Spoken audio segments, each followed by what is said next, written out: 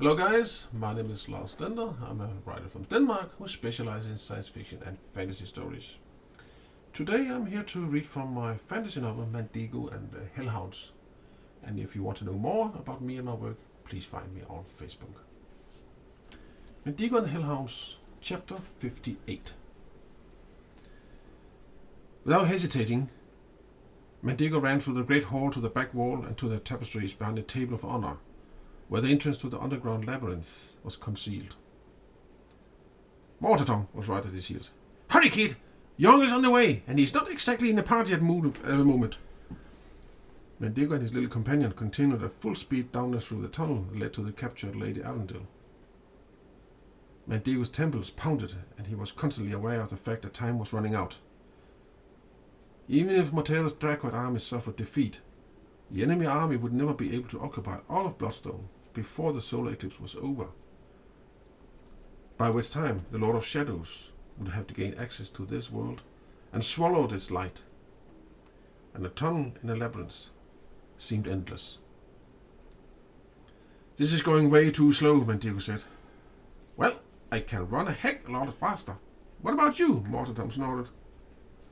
As a response, Mandigo began to swirl steel shine in the air as he let his gifts seep through the thought.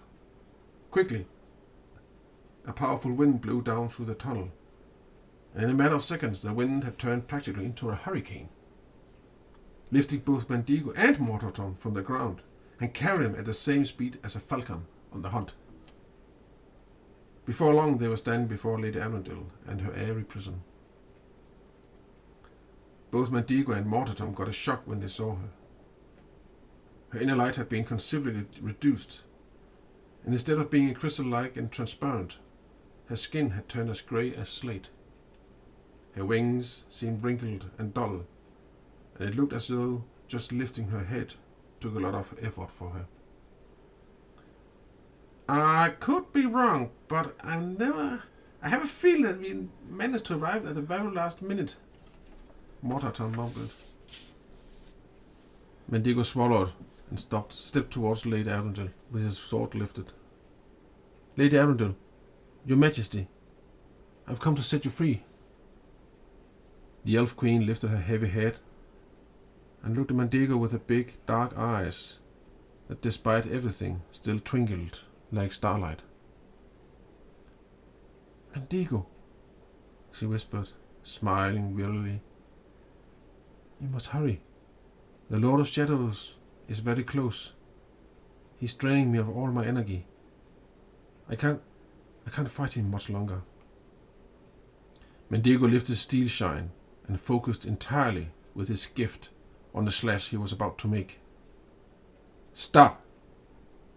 a threatening and familiar voice cried at the very moment. Mortero had arrived.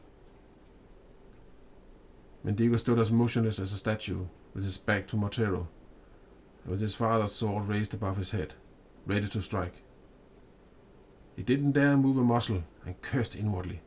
He had given Mortero all the advantages. "When will I ever learn?" he thought bitterly as he awaited Mortero's attack. But it didn't come. Not right away, at any rate. "Think before you do anything," Mortero said. "It's too late for Lady Arundel at any rate. Even you do set her free, it won't stop the Lord of Shadows from entering this world. The solar eclipse above us is providing him with the right cosmic conditions he needs to open the portal from his side. I can open the portal from my side, and the battle above us has caused so much bloodshed that it alone will provide him with the sacrifice he needs to be incarnated in this world. But if you release Lady Arundel, you will be condemning us all to death. Only through her sacrifice will his hunger for us be satisfied. If you set her free now, we all die. You, me, Casper, Jasper, Helena, all of us." Mandigo frowned. There now seemed to be genuine fear in his uncle's voice. It would seem that, despite his seeming stupidity, Mortero had still been able to predict who would end up being the little guy in a collaboration with the Lord of Shadows. "Mandigo, I beg you, Put down the sword, Matteo said to Mandigo. It was, as far as Mandigo could remember, the first time his uncle had begged him anything. Mandigo, my boy, don't you see? I like you. I don't want to hurt you. But if you continue on the path you are following now, I won't have any other choice but to use my gift on you in order to stop you.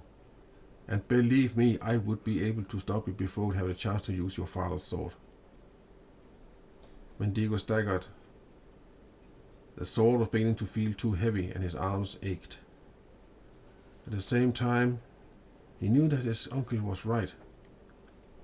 While he had been listening to Matteo, his uncle's gift had surrounded him like an invisible cage that would keep him imprisoned if he tried to slash his way out.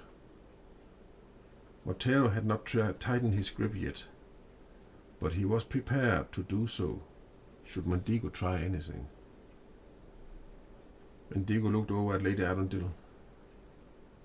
The grief in her face sent a wave of pain through his chest. Everything seemed to be falling apart. Darkness was gathering around them slowly. Family gatherings were never really your thing, my dear old brother, another familiar voice suddenly said. Both Matteo and Mandigo span around towards the voice of the latest arrival, and both of them stared speechlessly at Todekarl's round body and laughing face, for it hadn't been his voice they had heard. It had been someone else's entirely. And then something strange happened. Todekarl's figure quivered and dissolved like smoke into thin air, and was replaced by an older female figure with long white hair. Greater! Mandigo and Matteo cried. They were both completely dumbfounded. Well, yes, actually, Greta said, smiling at Mandigo. Then she addressed Matteo. If you're wondering whatever happened to your loyal assistant Todekarl, then I can tell you that the absent-minded elderly man has an unfortunate habit of walking out in the forest alone in search of unusual herbs for his schnapps. He is fairly easy to outfox during those walks of his. It was no difficult task for me to eliminate him one day and, with a hell of a little magic, take his place. And now, my dear brother, it is about time that we stop this nightmare you've been putting everyone through. You made enough mess to last a lifetime. Matteo's face turned scarlet. You can't stop me, Greta. If you do, I'll eradicate you once and for all.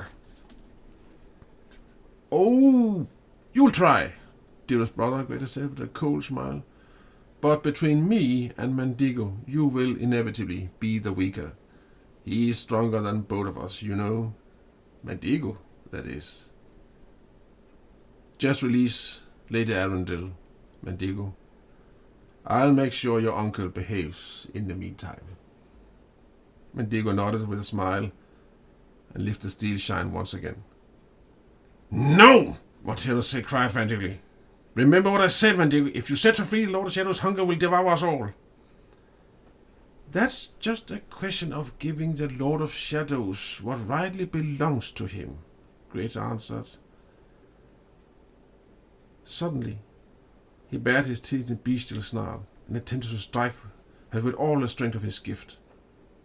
At the very same moment, Mandigo slashed with his sword at Lady Arundel's forced prison with all the might of his gift. End of chapter.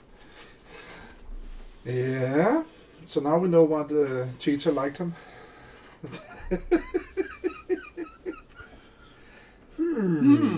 Makes sense. So she's been there for some time. Yeah. And have her watch. Yeah. Smart. Watching over Mandigo, biding her time, building her strength. Yeah. And she did well. Yep. So...